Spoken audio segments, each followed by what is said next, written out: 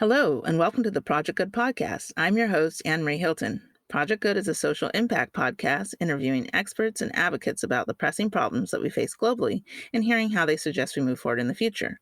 The Project Good podcast is brought to you by Project Good Work. The goal of this podcast is to inspire people and organizations to develop a mindset that can move others to positive action regarding the complex social issues facing people and the planet. For May, we're focusing on voter suppression. Today, I have the pleasure of interviewing attorney, advocate, and activist Akilema Kondokor. She currently holds the position of Chief Legal Officer at the New Georgia Project, an organization focused on voter registration and advocacy. Ms. Kondokor has spent most of her legal career making sure others get a fair shot. She has pushed for women's reproductive freedom, LGBTQ rights, racial justice, and voting rights. Ms. Kondokor honed her voting rights skills at the ACLU of Georgia, where she created the Voting Access Project, a program that blends grassroots organizing, policy, and litigation to improve and expand across the access to the ballots. She later served as the Georgia director of All Voting is Local, a campaign of the Leadership Conference on Civil and Human Rights. Let's get into the interview.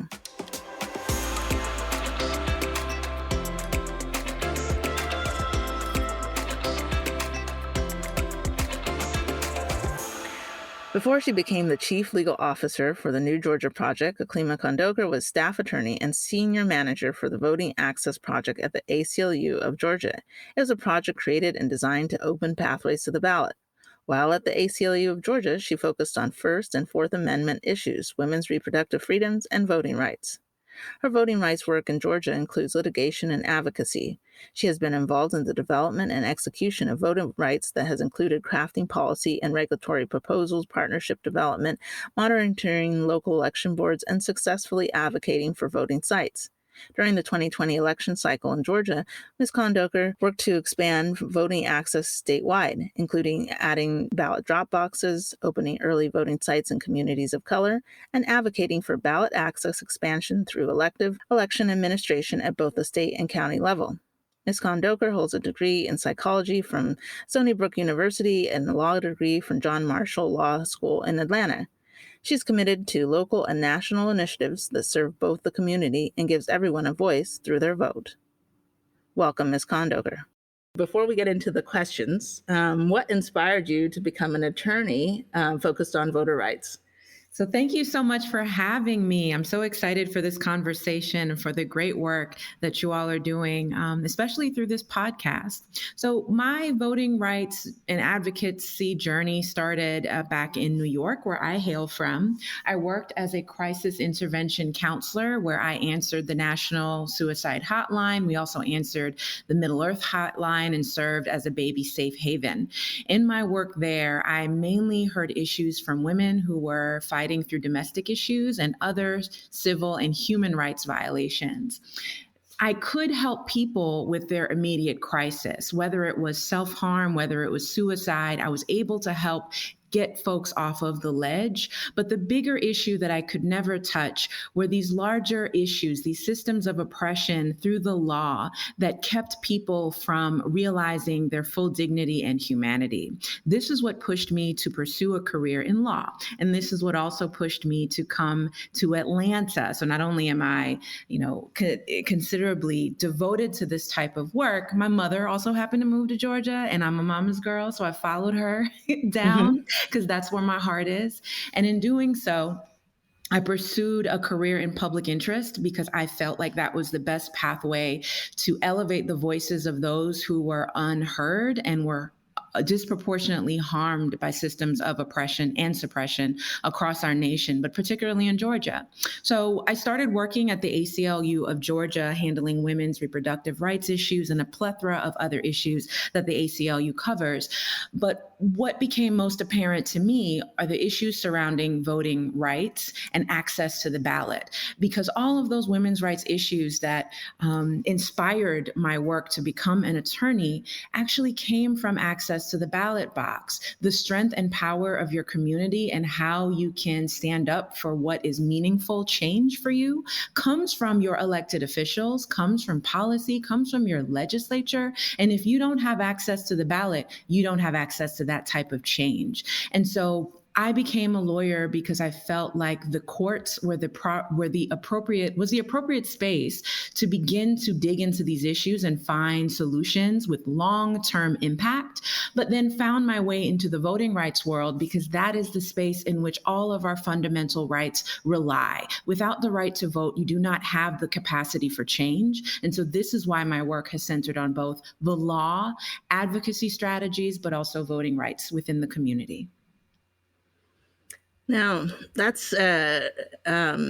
leads me, I guess, to the first question, because what you have explained in your journey as in developing your career, as I didn't even know actually that the ACLU was dealing with so many issues, to the point of when you were talking about taking people literally off the ledge of being done with everything. Yes, the vote is, I guess, the key. But right now, or I think it's been not even just right now, but it's been for some time in just in through America, and I think just even other people in the world even feel this, that a lot of people feel that their votes don't matter. I guess, how do you start to make people feel that their vote does make a difference? So, number one, for those who feel that way, I want to let them know that they are heard, that they have every right to feel that way. And the reason why they have every right to feel that way is because we cannot ignore the history of democracy in this country. We cannot ignore the fight that people have considerably waded through to find their way towards access to democracy. We cannot ignore that. We know that for Black, Brown, immigrant, Indigenous, women communities, that the right to vote has been untenable for them just throughout our history of our democracy. So, number one, I hear you and I understand why you believe and feel that you're right, or rather that your vote doesn't count. However, that being said, your right to vote does matter. Your right to vote is fundamental to change within your community. So, though you may feel like that your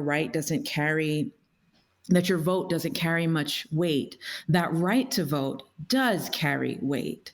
So, what should bring you to the ballot box, what should determine who you vote for and how you vote should come from your principles, from your community. What I talked about when we first started this conversation is I worked as a crisis intervention counselor, and I mainly focused in on women's issues. So what drove me to do this work was a position of power for women, wanting to make sure that women and females had autonomy and dignity within their bodies and within the social structure of this country. That's what was important to me. And regardless of how I had felt marginalized as a person of color, as someone who comes from immigrant parents, and understanding that, even if I show up to vote, my vote may not count because there are so many barriers to that.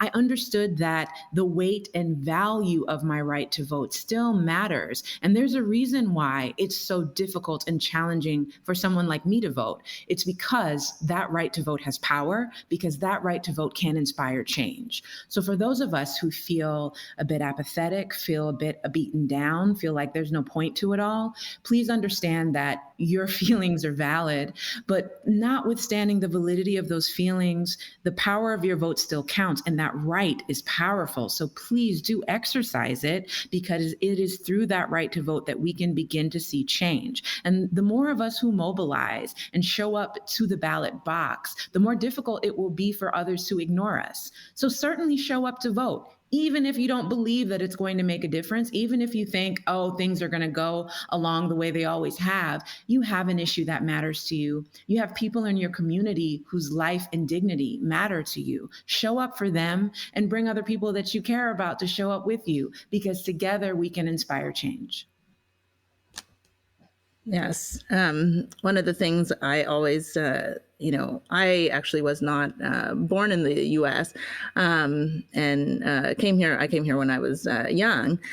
But I think a lot of people in the U.S. don't realize, what it is, what a privilege it is to be able to actually have a voice in their government, and they take it for they just dismiss that, and people don't realize how lucky they are here. One of the things in talking about voter suppression that I wanted to bring up, and I think it introduces the conversation and will allow us to get deeper, is that one of the hallmark cases is the Shelby County versus Holder case. I think that that case has, of course, put everything in perspective when it comes to voter rights.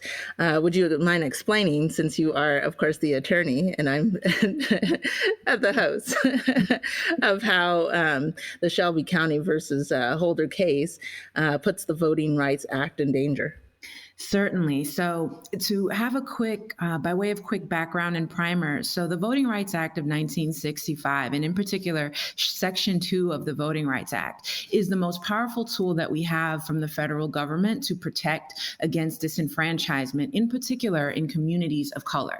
So, what the Voting Rights Act of 1965 does and says is that you cannot discriminate against people of color when it comes to voting. And not only that, you cannot install systems and practices that would make it more difficult or disproportionately more harmful for communities of color to access the ballot. And the way that Section 2 originally did this was through the pre-clearance requirement under Section 5. And what that pre-clearance requirement says is that states with a history of discrimination, particularly the southern states who have disproportionately marginalized and kicked people of color out of the ballot, are required to pre-clear or to get approval from the federal government, rather the Department of Justice, whenever they decide to install any significant election changes. By significant election changes, we're talking about voter ID requirements, absentee ballot request requirements, and indeed polling place moves and changes. Things like that would have to go to the Department of Justice to ensure that people of color were not disproportionately impacted or would be disenfranchised by those types of changes. Because again, history is our guide, and the history of this nation, the true history of this nation, has demonstrated that people of color have disproportionately been impacted by systematic racism and systemic racism to make it more difficult to access the ballot. With the Shelby v. Holder decision, skip ahead to 2013. Our Supreme Court essentially decided that that pre-clearance requirement was no longer a thing that we had to abide. And that's because, in their wisdom, they believe that, well, racism is no longer a thing, particularly in these southern states. So we don't have to apply additional scrutiny for these election changes. They instead said, well, you know what, it's up to the state to decide how they want to manage their elections. They don't need additional oversight from the federal government. Sure, let loose, go wild. So what happened? These southern states, including Georgia, where I am at, they let loose and went wild. And we have seen this with voter ID requirement changes, particularly in Texas and Arizona, making it more difficult for folks to register to vote or to get their absentee ballot, in particular people who are trans folks who may have their gender identity not match what's on their ID. So we know that these are painful things that make it more difficult for that community to vote. But we also understand here in Georgia, the meaningful changes that that has meant for voters is, since the Shelby v. Holder decision came down, over 200 voting sites have been closed across the state of Georgia. And these sites have been predominantly in Black and Brown communities. What does that mean in a real world? In a real world view, that means that if you are living in a community where, let's say, you have 10 voting sites that's available, your county may decide to consolidate most of those sites to only have one place for you to vote. And if you have one place for you to vote and you're a community of, let's say, 100,000 or so, it is untenable and really impossible for the Board of Elections to be able to accommodate all of the voters at that particular location. And if that is the case, that's going to mean that that's going to be a barrier to people to show up to vote. Let's be clear about what I'm trying to lay out here. Let's say you show up to the drive-thru. You want to get yourself a sandwich, something quick to eat. If that line wraps around the block and you're there for quick and efficient and affordable food, you will likely get off of that line because your choice is going to be, well, do I give up 2 hours of my time to get this fast food that I need because I'm hungry? Or do I go off and do something else because I got to pick up my kids? I got to go do dry cleaning. I got to do other things. Same thing goes with that Shelby v. Holder decision. By making it easier for states to shut down polling sites, to erect barriers to the ballot, you are essentially saying to people, we are going to make it more difficult for you to vote and put you in the undesirable and unfair position to choose between either your right to vote or your humanity, tending to your family, going to work, going to school, all of these other things that are built into the way a person lives. They now have to make that very hard decision because now it is up to the states to choose whether and when a person can equitably access the ballot without oversight from the federal government. Wow. Oh my goodness. I have so much that's twirling in my mind of, after this decision, it was, 2020 was, I guess, a year we will all remember. And obviously it was an election year. Do you think that all of these changes, it's really about winning? Is it really a Republican versus Democrat issue? Or do you believe it's even deeper than that? I guess if we look at it, do you think it's just about winning? So I don't think it is just about winning. I think that if we say that, we are ignoring the tumultuous and racist history that this country is born from. Let's be clear. Voting rights and the civil rights movement has never ceased to be. It's something that has always been ongoing in the fabric of our society.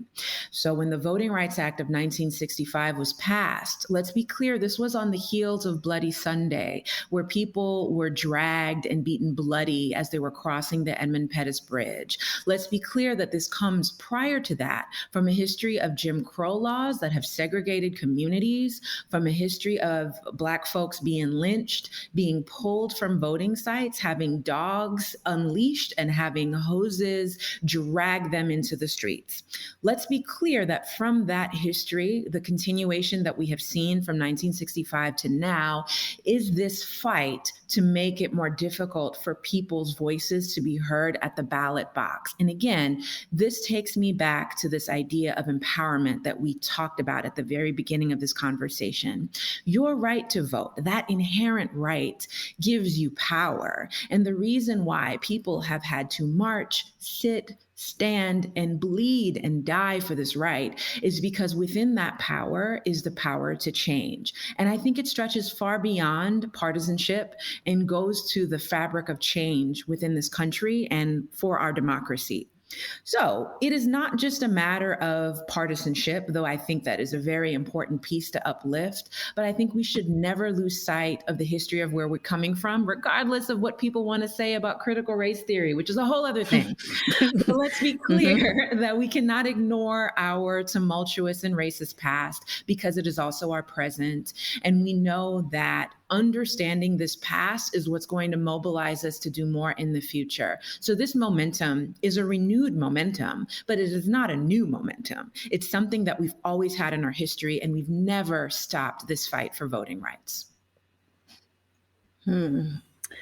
Now, I guess one of the things, if we're looking at this and voter suppression as essentially a fight for equality, which is the supposed to be the foundation of our democracy.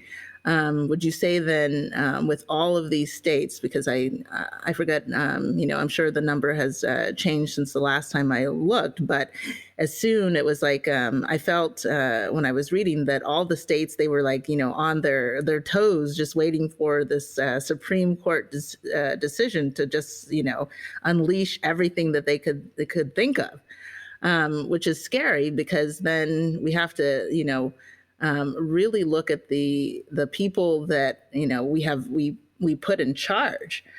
Do you think that our democracy is in danger currently? Absolutely. We are at a crisis point, but I think we're also at a point for opportunity as well. As a lawyer and also as a Libra, I like to balance much of what we are talking about and thinking through. So yes, we are at a constitutional and a democratic crisis. We're at this point where folks are very concerned, and rightfully so, about the fabric of our democracy. But we're also at a place where we have tremendous opportunities. So we have seen activism, protests, and really grassroots mobilization efforts turn out voters in numbers that we haven't seen before. So here in the state of Georgia, turnout among Black and Brown and immigrant voters over 2020 was historic. Whether it's from absentee voting, early voting, across the board, people showed up and showed out to speak about the issues that were important to them. When people vote, they are speaking, and the people have spoken. They said that Biden is their choice. They said that the principles that this administration espouses represents them, and that is what speaks the loudest to me. So aside from the fact that there are these paltry attempts to continue to dismantle our democracy, let's give credence to that. Let's understand that that's a real thing. Let's not gaslight anybody who is concerned over that, because it is real. But along with that reality is tremendous opportunity. And I think we have seized on those opportunities from 2020 and before then, but certainly up until today. So many young organizers and activists who take to the streets, who tell people, from the ground to the heavens, those issues that are important to them: LGBTQ plus issues, living wage issues, Medicare expansion, healthcare for all, autonomy and dignity for women's bodies, legal justice reform. All of these things, racial justice issues, all of these things have come from our youth movement, from our activist movement that has just flourished into something beautiful that we've seen nationwide, not just in the state of Georgia. So for folks who are concerned, yes, this is a part of trying to dismantle our democracy. Make no mistake about that. But that gives us an opportunity to stand up, to fight back, and to make sure that our voices are heard now louder than they ever have been before. Yes, I guess you give me hope, especially that you're working at the New Georgia Project, and I feel that you are in, I guess you'd say the ground, the starting point of all of these issues, because of the historical significance, obviously, of the city of Atlanta and Georgia and all the things that happened during the the 60s period. So right now, as an outsider, not necessarily an activist, but I guess just as a fellow American, I feel that we are in this time of a different type of 1960s. It's, because of course we have, it's kind of I guess, if I'm going to make up a term, a global 1960s movement, which is, and the reason I'm saying that is that obviously everyone remembers the history of the 60s. If it was mostly an American thing, and people from the outside that weren't Americans were looking in, like, oh my goodness, like, wow. Well, I think the world always sees Americans as a little bit wild. We are the cowboys, the wild, wild West, anyways. But the difference right now is I see it is the global 1960s because of everything that happened in 2020. It isn't just here in the U.S. Like, everyone's been taking a stand, and there are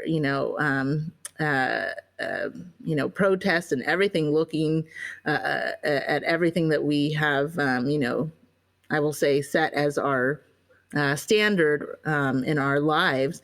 Everything is being examined across the globe, and this is the first time, at least that I know of, that the world has really started to look at what it means to be, even though we're not technically minorities globally, what it means to be a minority, or that mind frame that we've put in our heads of what it means to be not white, or I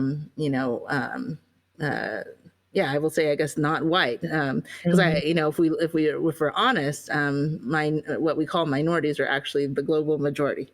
Yes. But so, which is a twist. I think a lot of people, unfortunately have been like, indoctrinated to think differently. It's wild. Mhm. Mhm. Um, so, what I believe, this is just my theory, but I'm sure other people think of it similarly, is that a lot of this, when we go back to Obama, do you believe that all of this stuff that we have, like all of this is the issues? Obviously, we can't, think about the pandemic because we didn't know that was going to happen. But do you think all of these issues that are erupting are a form of backlash from the Obama era? I would certainly call it a white lash. I think that is the clearest way to define it because, unfortunately, what we saw with Obama's tenure is a lot of people being very upset about every single proposal that he introduced, every single bit of change that he tried to install in our democracy, within our systems, was a struggle and was a fight. And it was an ideological fight. It was a fight against progress. That is how I understand it. And I think that for those of us with eyes open, that's the way to see it. And if we were to consider any other administration, to your point about what it means to be a minority, I think it's also what it means to be unconventional in whatever the wisdom of the fabric of this democracy means to folks. It's something that fluctuates and has changed over time. But let's be clear, an unconventional thinker like Obama and those who are interested in progress and having our society reflect the people within it are met with derision, are met with violence, and are often met without sympathy. And I think that is the biggest takeaway from an administration like the Obama administration, and not just his, but any other faction that tries to push for change to be more reflective of present day, of our communities, of our modern day existence is met with a fight. And I understand this humans, a lot of humans are afraid of change. Let's be clear. I know folks that don't want to leave their city, don't want to leave their town. Heck, they don't want to change the way they wear their clothes. They want their slacks to be pleated in this particular way to feel safe. I get it. Change can be very scary, particularly if that change means uprooting systems of power. And let's be clear, that's what Obama's administration represented. Up until his time, all of our presidents were white males, and period. There was nothing else within the history of America. So to have somebody who's biracial presenting Black as our president, that is something that uprooted a lot of people's psychology, that made a lot of people feel uncomfortable. But again, these are people who wear pleated pants, who do not want to wear any other outfit. So I think of it that way. If you think of it like this is just change that needs to coincide with the time. That's what we are talking about. It makes you uncomfortable, yes. It's different, yes. It also uproots systems of power, also true, but it does not, for example, dehumanize anybody to say all of us Black people matter. It doesn't dehumanize anybody to say LGBTQ plus people and women are people and are deserving of dignity and humanity. It doesn't do that, to say that and put those type of policies at the forefront. And I think that's how we ought to think about it when we hear about divisive politics, when we hear about saying, with the understanding that Obama's presidency and what came after that resulted in a white lash. We ought to understand that has to do with, yes, Obama's ethnicity, but it mainly has to do with change, because that is a symbolism behind that administration. That is why we are at this place where we are right now, where it looked like we had momentum moving forward. And then with, 45, that certainly changes the landscape of our country afterward, because folks are very resistant to change. Now, I was thinking as you were saying change, because that was like Obama's like theme during his campaign. He said it straight out before he started. um, and I guess people didn't believe him. I was like thinking about the poster when you Right. were talking. I was like, that's true. He did say that. Yes, he led with that. So yeah, so you're right. People are resistant to change in all, all parts of their lives, because for everyone, I guess, or well, I guess some people love it. Change is scary. So one of the things too, with all of this, with all these changes, or I guess maybe not necessarily changes, but push for changes, I guess where do you see, or how do you see, I guess this turning out? I know it's hard for you, of course, to predict the future, but in I guess you would say in the from what you've seen since you're on the ground, seeing people's reactions, do you see that there will be major shifts happening in a lot of areas, or just a few areas? I guess we'll look at from since we're talking about voters suppression, do you think that right now, since you are, with the New Georgia Project and fighting the changes that are unjust, do you think that people are going to wake up and say, okay, what we're doing is wrong, and that everybody in this democracy, deserves a voice? Or do you think that it's just going to continue to push Americans into the different fractions, like, you believe this, I believe that, and it just is what it is? Or do you think that eventually people will just be like, okay, we didn't like change at the beginning, but we realize that, for the greater good, that, we have to move towards unity? I guess, what do you see? I know this is a big question. It's a big question, but it's a great question. And I think unity is the only path forward. I think that is where humanity is headed. That's where we're all headed. If we just think about systems in the media, for example, that were resistant to change. Folks were not interested in television boxes. They were reluctant for that change. They liked to receive their news and their music and all information via radio. And then television came along. So many people didn't want to have them in their homes. Now we're streaming things on our phones and on our laptops. We carry TV in our pockets. So change will happen. And I think that the world will adjust. Certainly the nation will adjust to that change. It will certainly take time. I will not venture to say, between this year and next year, or even within my lifetime, that we will see it. But I will say that change will come so long as we continue to believe in what we believe in and what is right, in progressive and good change for our communities. And so long as we continue to bind together and not allow things like disinformation and discord to make us feel like we are disempowered or like we don't belong. So no matter what, regardless of where you are on the political spectrum, regardless of what you believe in, just know that there are voices here, voices of a new generation. We are now in, oh my goodness, that's right, it's 2022. So there are folks who newly are 17 and a half, newly 18, who are going to be voting for this for the first time. Their interests and beliefs are very different from folks who were born in the 1900s. I can't believe I'm saying that, but correct. Their views are different. And those folks are the ones that are inheriting our democracy, and they are inheriting this nation. We're leaving it to them. And those folks, the majority of them, are welcoming. They're trans, they're gay, they're lesbians, they're women, they're Black, they're immigrants, they speak other languages, they're AAPI people. These are the folks that are lifting up this better world that we all want to live in. And those are going to be the folks that are going to be pushing this change, because they deserve to have a world that's representative of who they are, not who I am, not who anybody who's been, sitting in their comfortable congressional seat for decades. Not any of those folks. They're not the ones that are going to make the determinations of our future. Our people who are in this world today, 17 and a half to 18. And I pull that out because y'all are eligible to register to vote.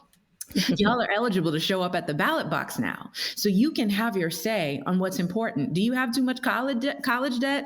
Do you want to make sure that Biden actually makes good on canceling student loan debt? If that matters to you, you need to show up to that ballot box and tell them that it matters to you, because this is how we will affect change. Now, I can't promise that you'll see it next year or that you'll see it in the next few years, but I can certainly promise you that this change is going to come, because ain't nobody out here listening to radios anymore like we used to. We're not out here with record players. We have TVs in our pockets. And guess what? It took us a while to get here, but people certainly didn't want to see that when it was first introduced. So know that it takes some time, but it's well worth it to do it. And we can get there together.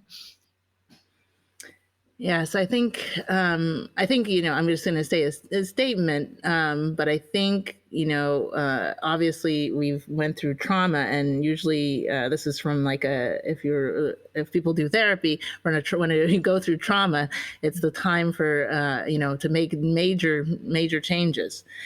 And I think right now, you can, tell me if you're in agreement or not, that right now is the ripe time, or the right time, to make these changes because of everything that we have went through. Would you agree or disagree? And the reason I'm asking that is, initially when all of this stuff unfolded, and what I'm talking about is the whole 2020 pandemic and all the stuff that started happening because of it, I was thinking, well, goodness gracious, we're going to a pandemic, people, isn't that enough? and then all these things, and I'm like, now people are in the streets now. I'm like, oh my gosh. And I'm sure other people felt like that. They were like, goodness gracious, everybody calm down. So I was thinking, is this the right time for us to push for changes when we were already going through so much, what I would say, trauma, because we were locked up. Right. Yes, absolutely. Now is the time for change. Now is always the time for change, the perpetual now. And I say that because the earlier you start to change things, the more likely you are to see those changes in your lifetime. So it's going to be hard, and challenges are just going to be added to the already long list of challenges. Let's be clear that the pandemic, it is something of historical significance. We know from just the history of humanity that we were actually due for such an event, and it happened when it happened. And let's also be clear that global warming is something that we've known about for a very long time. So things like wildfires in California and the rainforest being on fire and all of these huge environmental events were also things that we knew were brewing in the background. So to some degree, we understand that, well, these are things that we could not have planned for. But let's also be clear about the insurrectionists that we saw on January 6, 2020. We knew about them already because we have heard what Trump supporters sound like. We have seen them. But also, white supremacy is also something that's not new to the history of America. So we knew that too. So to some extent, we know the hurdles, the very high hurdles that we are up against. And even when things are compounded, when it's made worse, because 2020 hit a lot of people by surprise. So don't get me wrong, there was no way to plan it. There was no way to plan that I'm not going to be going into work anymore. And if I have kids, I now have to figure out how to homeschool kids and be with my spouse 24/7 when I don't know if I really like them. We didn't know that we were going to be facing that over 2020. But the thing that made 2020 remarkable is people still showed up to fight back against injustice, regardless of the conditions. So where we see things like January 6th, where we've experienced things like the pandemic and the environmental injustices that continue to plague our world, we also saw people say, you know what, I am going to walk out of this door. I'm going to carry this sign. I'm going to go to this ballot box. I'm going to show up for what I believe in, because that's the only way to affect change. I can't wait for the wildfires to stop.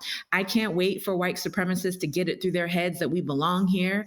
I can't wait for another moment to pass without people understanding that Black lives matter. They need to know that now. People need to know from right now that Black bodies matter. You cannot indiscriminately kill because you think you have the right to, because you wear a badge, because you are shielded from the law in one respect or another. And there is no better time to do that than now, regardless of how hard it was. To look back at our history, the civil rights movement during that time, people had to deal with segregation. People had to deal with having to go to different fire hydrants. People had to deal with not being able to work a particular job or sit at a particular counter because of their color. And in dealing with that, those people still showed up to the ballot box. They still marched. They still protest. They still worked through systematic violence and racism throughout their history.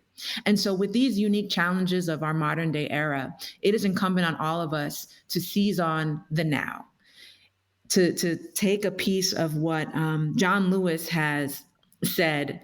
If not, if not us, then who? If not now, then when? So it must be now. Now is when we get up and fight, regardless of the challenges ahead of us. They will always be ahead of us. And for those of us who are interested in video games, this is about world building, right? It doesn't matter how many times you have failed or lost or how many lives you have left, you get back into the game. Regardless of how far that journey is, you get back and you play to win. Yes, I have to say, yay! I agree. Let's go out there and play and win, everyone. We all need to be players in our own lives and players in the world, because that's where we're in charge of. Now, and to go towards hopefully a hopeful state or a positive state. Right now, they've passed the Freedom to Vote Act. How do you believe that this will support voters? So the Freedom to Vote Act is just one measure to make it easier for people to vote. So what the Freedom to Vote Act should do is it should expand voter registration, so allow for automatic same-day registration. And to be clear, what it actually does is it provides a baseline for all of our states to follow. So it also makes voting access to vote by mail more accessible, and it limits removing voters from voter rolls. And it also makes Election Day a federal holiday. Those are amazing provisions to reduce these high hurdles to the ballot. With that, what we hope is that states will stop implementing new laws to make it more difficult for people to vote, because they will not be able to do that under federal law. The goal here is to make it more achievable for everybody to have equitable, free and fair access to the ballot, free from fear. Let's just be clear on that. Unfortunately, what we've seen come out of a state like Georgia, SB 202, and a newly introduced bill this year known as HB 1464, that endeavors to make it more difficult for people to vote. So a lot of the things I talked about, unfortunately, these two bills, actually SB 202 is now law, HB 1464 is a bill, they have restrictions for when a person can request their absentee ballot. Here in Georgia, prior to 2021, you had 180 days to request and send back your ballot. Since SB 202 was made law last year, now it's chopped down to 77 days for that process. Now, if you have less time in order to request your absentee ballot, you are now less likely to vote absentee. And if you are someone who works out of state or works a traveling job and does not really have a point of reference to be able to stop and go to a voting site, it's more difficult for you to access the ballot.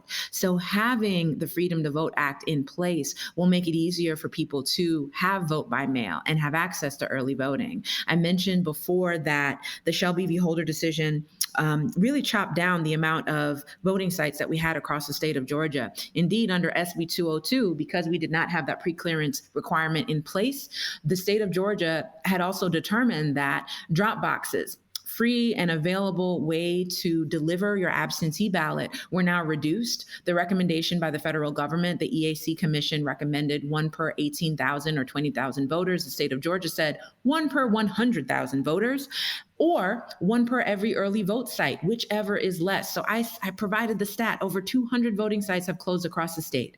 So that means you want to also reduce the amount of drop boxes, i.e. less opportunity for people to vote absentee, less option to vote. And then now you want to also put any existing drop boxes inside of an early vote site. Early vote sites, for folks who don't know, have limited operating hours, usually between the hours of 8 to 5. If you are a working person, an hourly wage wage worker who works regular business hours, those are usually the hours of 8 to 5. So you don't have access to early voting.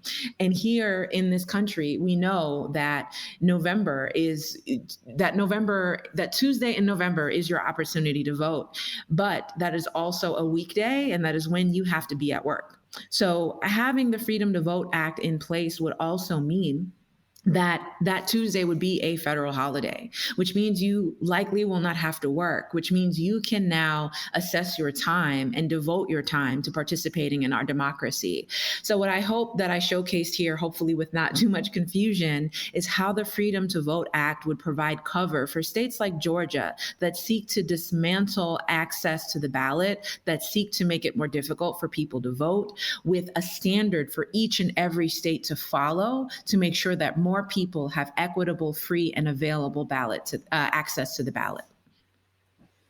Yes, I think you've definitely shown that. Yeah, so one of the other things that I wanted to bring up, just for voters, one of the things this is just kind of an aside that it always kind of perplexes me, is that some states, and I know you're in charge of Georgia, but the one that's most popular that always gets highlighted is, I guess, Florida. I guess once you get people in there and they've voted and we have the ballots now.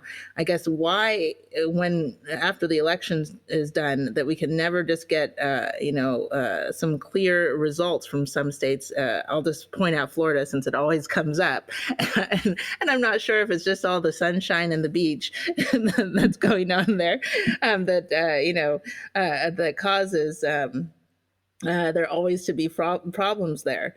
And especially, one of the things now we are in, I would like to say a modern age, even though I feel like we're dealing with prehistoric problems, is that we have technology. So shouldn't this all be just easy? Like I guess, why are we having so much difficulty with something that I believe that should be, pretty straightforward and easy by now? Absolutely. So yes, I think this goes back to the point that people are reluctant to change, so much so that they are willing to live in the Stone Age when it comes to using technology to streamline our elections.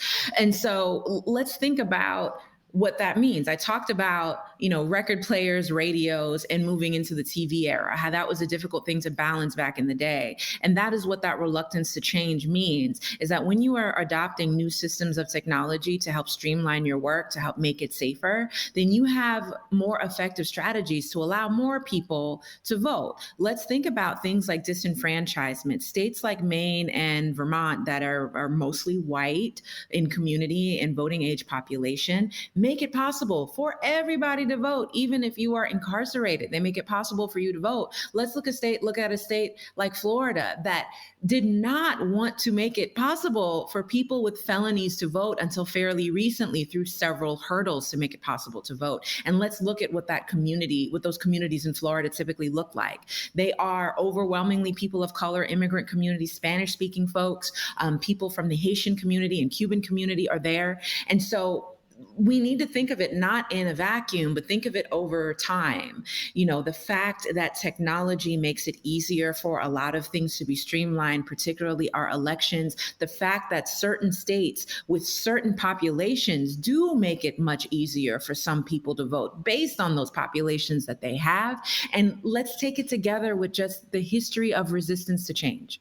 People do not want to change, and the popular majority, we'll call it that, or not even the popular majority, conventional majority, those folks do not want to see change because they feel that it threatens their power. And we understand that from what we hear about from Governor DeSantis now about having, elections and voting police show up to ostensibly intimidate voters who just show up to exercise their fundamental rights.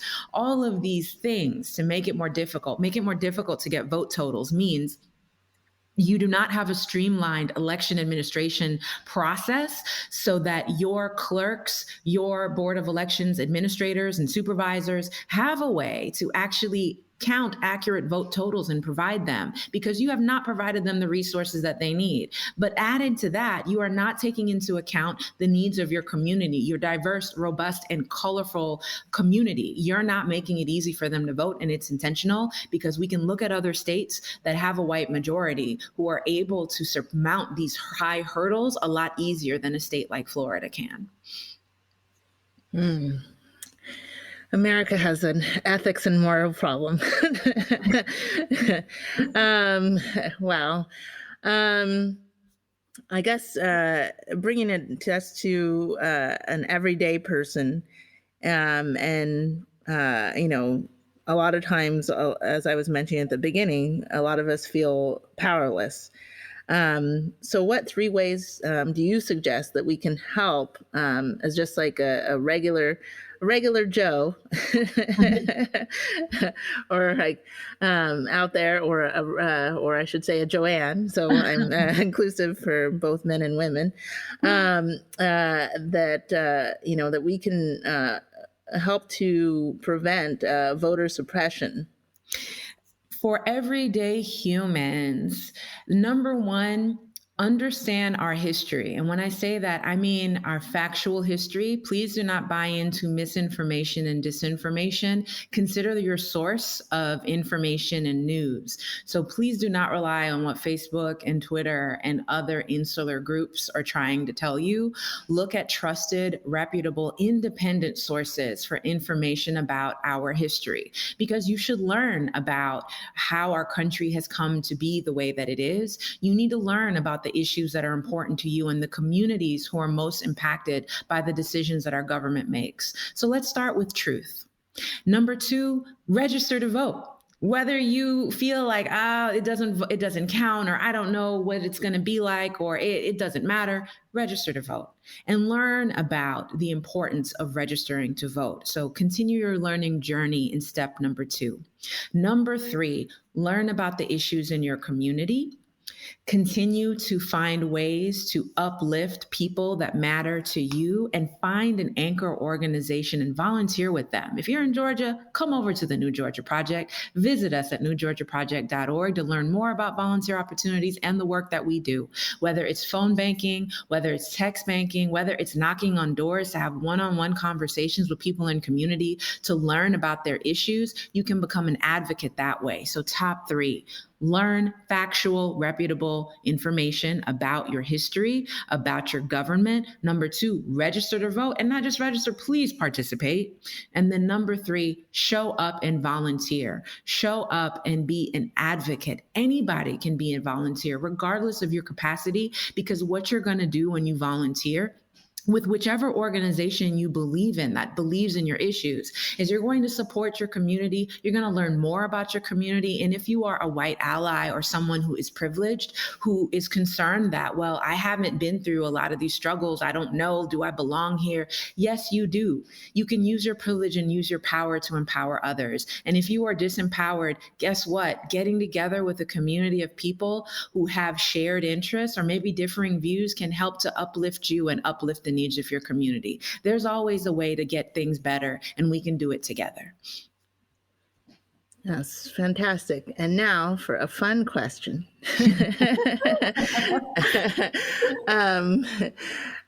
What would you say that a project or initiative or I guess anything that you are most proud of with the New Georgia Project? I am most proud of our voter protection and vote defender programs here at the New Georgia Project. So I created the Vote Defender Program, a training program designed to train all lawyers from any background on elections law and voting rights issues. So that way lawyers from any walks of life and legal professionals can support voting rights changes. So if you are someone with a legal background, if you're someone with a law degree, if you want to figure out how you can put that to work because you are either working on contracts and real estate and other things, or maybe you just don't know how election law and voting rights things work. We can provide you with that training. We can empower you to support the community, and we can make you a better advocate for this nation and for this world. So please reach out to us if you are interested. Hit us up, newgeorgiaproject.org, and also hit me up. But I don't know if y'all want to put my email here, but please know that it's free and available to reach out if anybody wants to discuss our work further. Okay, fantastic. Thank you so much for your time and your insight, Akima. And if you'd like to learn more from Akima or, of course, about the New Georgia Project, you can find her at the newgeorgiaproject.org or, of course, if you're open to it, on Twitter at Akima Votes. If you have a passion for an unserved community, a social justice problem, or want to change minds, contact Project Good Work at projectgood.work to start your project of change today. To our listeners, thanks for tuning in to Project Good, where we're focused on what matters.